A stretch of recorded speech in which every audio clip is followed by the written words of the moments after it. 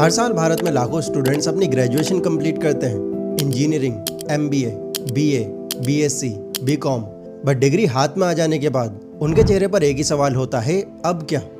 जिंदगी में सर पढ़ते गया, डिग्री लेते गया। मैंने 3 सब्जेक्ट में पोस्ट ग्रेजुएट किया, बीएड किया, सीटेट क्वालिफाइड है, नेट क्वालिफाइड है सर। और सीजीएल मेरा एक ड्रीम जॉब था कि हम एक अच्छा नौकरी पाएंगे, रांची की राजधानी में रहेंगे।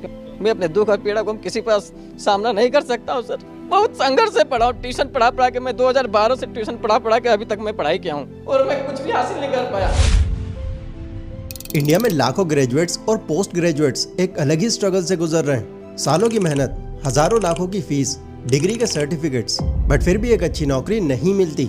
आउटलुक के इस आर्टिकल के मुताबिक भारत में ग्रेजुएट्स का 29.1% हिस्सा अनएम्प्लॉयड है, जबकि इलिटरेट इंडिविजुअल्स का सिर्फ 3.4% है। मतलब जितना ज्यादा लोग एजुकेटेड हैं, उतना ही ज्यादा जॉबलेस हैं। इलेक्शन रैलीज में रोजगार एक सबसे बड़ा मुद्दा होता है। हर गवर्नमेंट नए वादे करती है, हर साल 2 crore jobs, skill India, startup India, रोजगार की पूरी गारंटी। लेकिन ग्राउंड रियलिटी क्या है, ये हम सबको पता है। हर साल लाखों नए ग्रेजुएट्स निकल रहे हैं, पर वैकेंसीज हजारों में भी मुश्किल से बन पा रही हैं। प्राइवेट सेक्टर्स का भी यही हाल है। Low starting salaries, long working hours, no job security और सबसे बड़ी प्रॉब्लम, ग्रोथ का ऑलमोस्ट 0 चांस।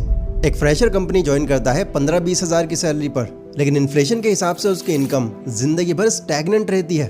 और देखो, बेरोजगारी सिर्फ फाइनेंशियल क्राइसिस नहीं है, ये एक साइकोलॉजिकल क्राइसिस भी है। हर रिजेक्टेड एप्लीकेशन के साथ युवा का सेल्फ कॉन्फिडेंस गिर जाता है। हर एग्जाम फेलियर के साथ एक और सपना टूट जाता है। और कुछ तो एग्जाम से ही परेशान है क्योंकि पेपर पहले ही लीक हो जाते हैं। तो सवाल यह है, अगर जॉब मार्केट इतना सैचुरेटेड है और पॉलिटिकल वादे सिर्फ भाषण तक सीमित है, तो हमें करना क्या चाहिए? क्या हम अपनी पूरी जिंदगी सिर्फ जॉब के इंतजार में निकाल दें? देखो, ये एक कड़वी सच्चाई है। इंडिया की जॉब मार्केट एक जनरल रेल के डब्बे के जैसी बन गई है, जहाँ कुर्सियां तो कम है बट घुसने वाले बहुत ज्यादा हैं। हर एग्जाम एक लॉटरी बन गया है और हर रिजेक्शन एक नया दर्द।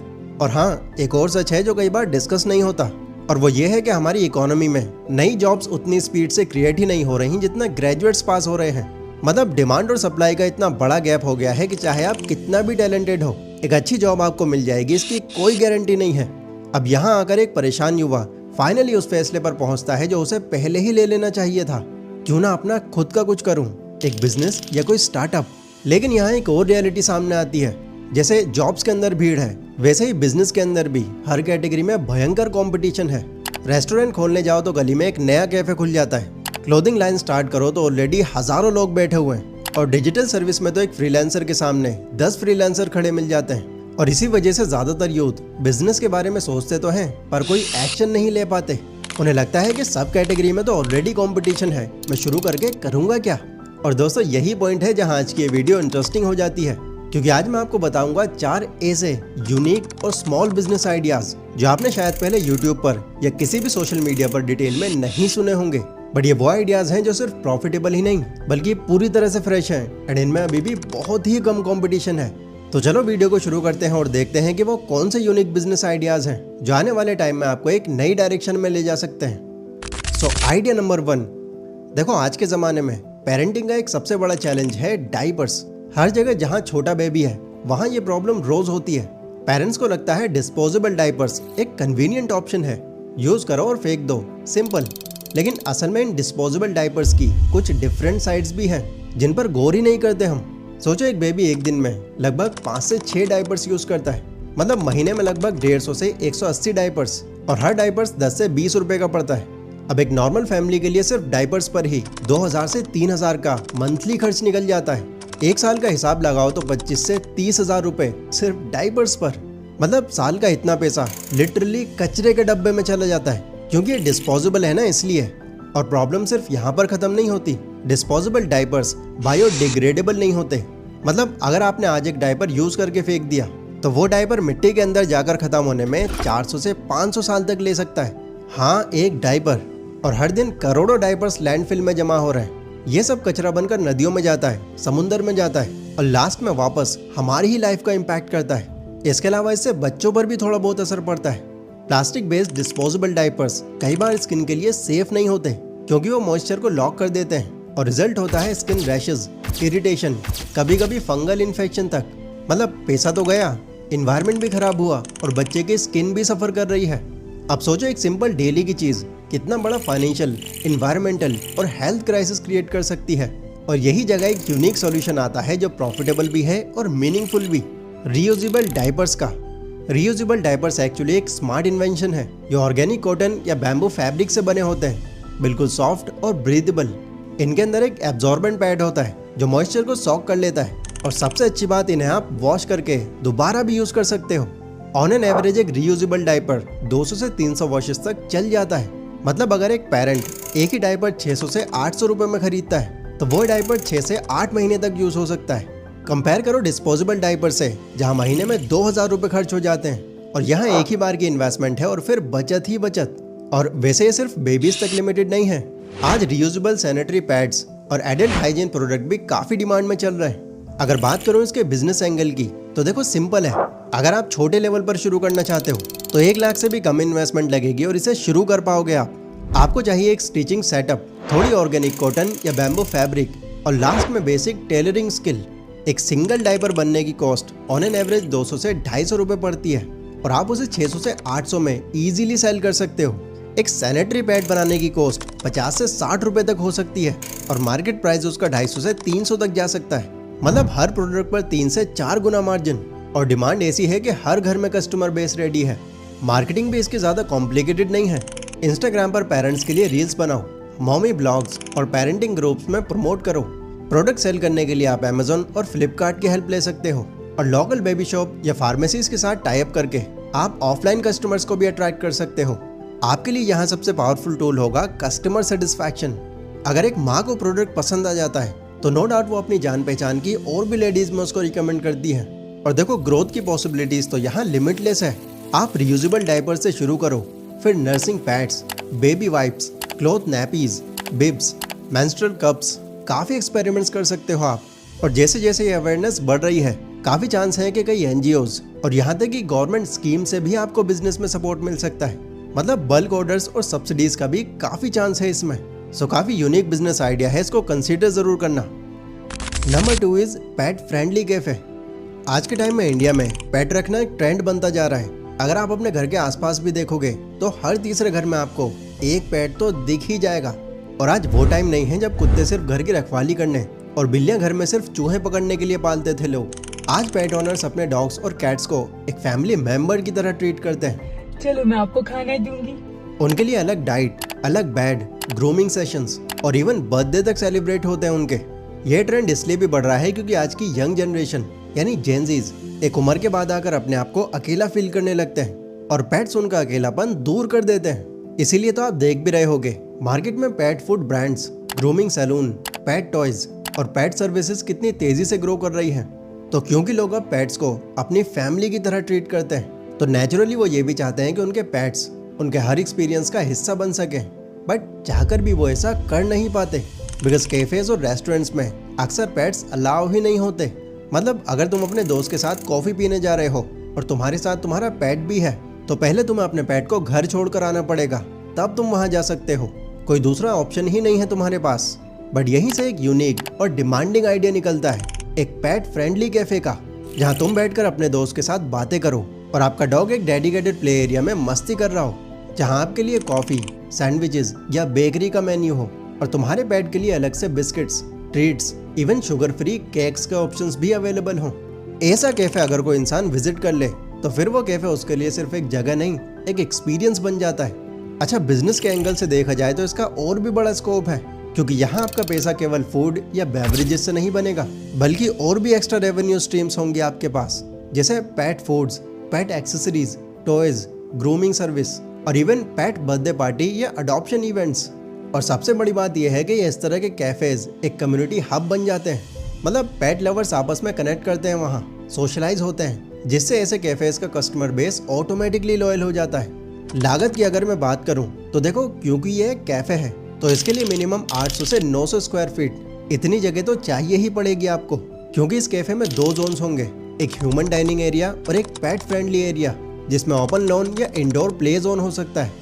इसके अलावा कुछ और चीजें भी हैं जिसका पहले ही ध्यान रखना जरूरी है, लाइक फ्लोरिंग ऐसी हो जिसे साफ करना बहुत ईजी हो, और प्ले एरिया में toys, chew items, scratching pots, इस तरह के ऑप्शंस मौजूद होने चाहिए।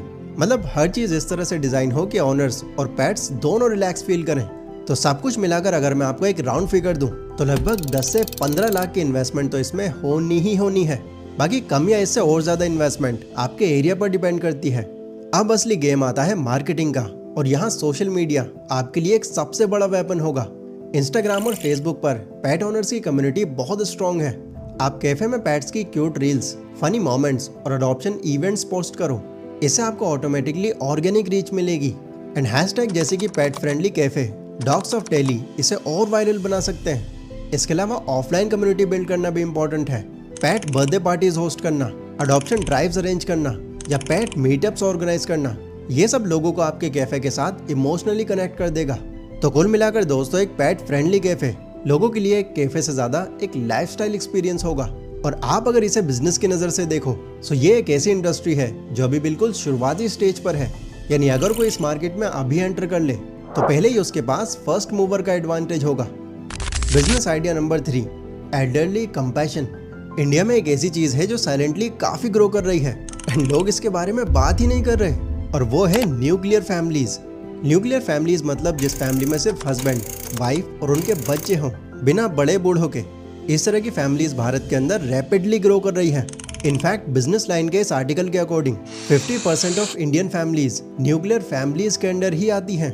इसका मेन रीजन ये है कि बहुत सारे लोग पढ़ाई या फिर काम करने के लिए बाहर निकल जाते हैं एंड एक बार काम सेटल होने पर वहीं शिफ्ट हो जाते हैं। अब हो क्या रहा है, न्यूक्लियर फैमिलीज बढ़ने की वजह से कई बूढ़े पेरेंट्स और एल्डर्स अक्सर घर में अकेला फील करते हैं। वो घर में बेसिक चीज़ों के लिए भी डिपेंडेंट हो जाते हैं। कभी डॉक्टर के पास ले जाना हो, कभी बैंक का काम करवाना हो, कभी सिर्फ कोई साथ बैठकर बात करने वाला हो, कोई ना कोई तो उनको चाहिए ही होता है। आप ये मान लो, ये सिंपल नीड आज एक मेजर गैप बन गया है, और यही गैप फिल करता है एक unique business idea, elderly compassion.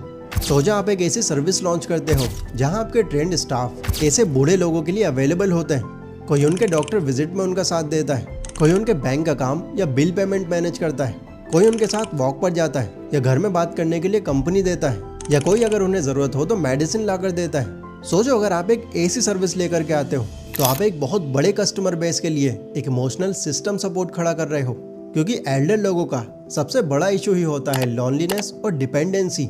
And जब उन्हें एक रिलायबल कॉम्पेनियन मिलता है जो उनके लिए छोटी बड़ी चीजें मैनेज करता है, तो इससे उनकी लाइफ क्वालिटी वे बेटर हो जाती है। बिजनेस एंगल से देखो तो इसका भी स्कोप काफी मैसिव है। इंडिया की एल्डरली पॉपुलेशन हर साल बढ़ रही है। इनफैक्ट कुछ रिपोर्ट्स की माने तो साल 2050 तक पूरे भारत में एल्डर पॉपुलेशन 346 मिलियन का नंबर क्रॉस कर सकती है। मतलब डिमांड तो यहाँ आपकी कभी रुकने ही नहीं वाली, और सेटल हुए लोग इस चीज के लिए पे करने को रेडी भी हो जाते हैं, क्योंकि उन्हें मालूम है कि वो खुद फिजिकल प्रेजेंस नहीं दे सकते, पर अपने पेरेंट्स के लिए वो बेस्ट केयर चाहते हैं। एक अच्छी बात यहाँ पर यह भी है कि इसमें इन्वेस्टमेंट बहुत ज़्यादा नहीं होगी आपकी। ट्रेंड स्टाफ और एक बेसिक बुकिंग सिस्टम, कोई ऐप या फोन लाइन चाहिए।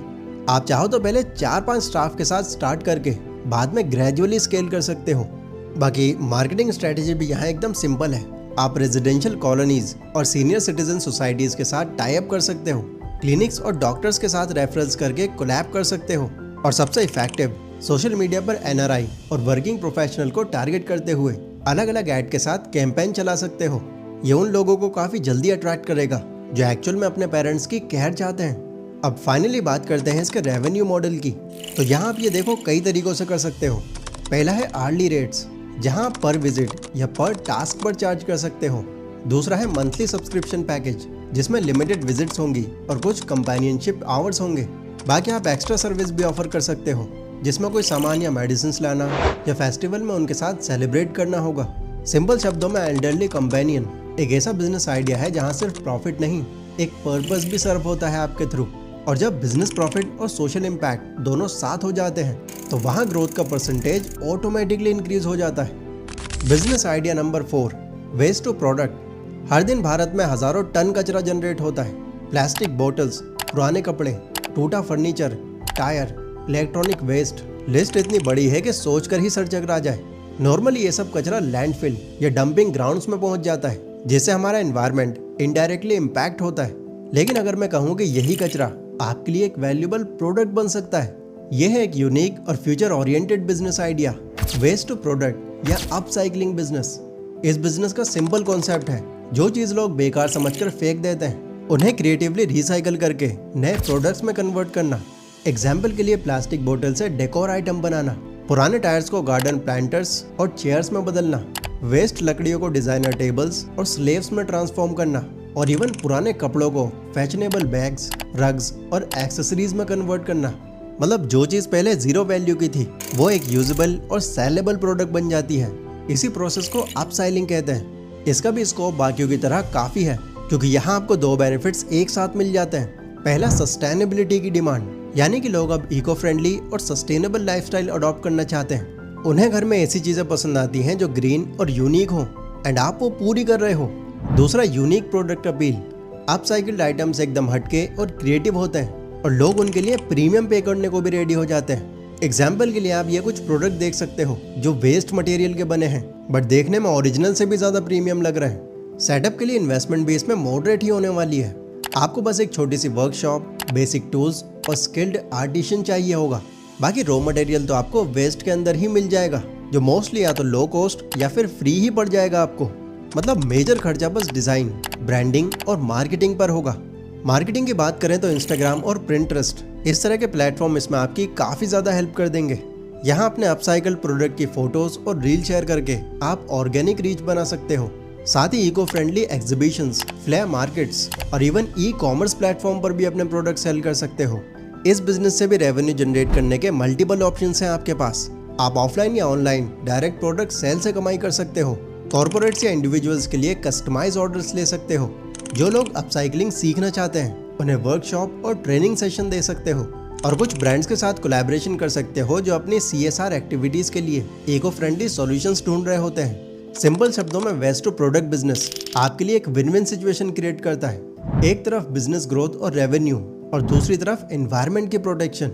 सो ये थे कुछ यूनिक और स्मॉल बिजनेस आइडियाज़। ये आइडियाज़ देखने में आपको छोटे लग सकते हैं, लेकिन अगर सही सोच और डेडिकेशन के साथ किए जाएं तो यही बिजनेस आइडिया आपकी ज़िंदगी बदल सकते हैं। अभी आपके हाथ में है। इन्हें सिर्फ आपको वीडियो समझकर इग्नोर करना है या इनमें से किसी एक को अपना फ्यूचर बनाना है। ये वीडियो अगर आपको काम की लगी हो तो इसे अपने दोस्तों के साथ भी शेयर करना। एंड कौन सा आइडिया इसमें आपको ज़्यादा यूनिक लगा मुझे कमेंट करके ज़रूर बताना। मैं मिलता हूँ अपनी अगली वीडियो में। जय हिंद।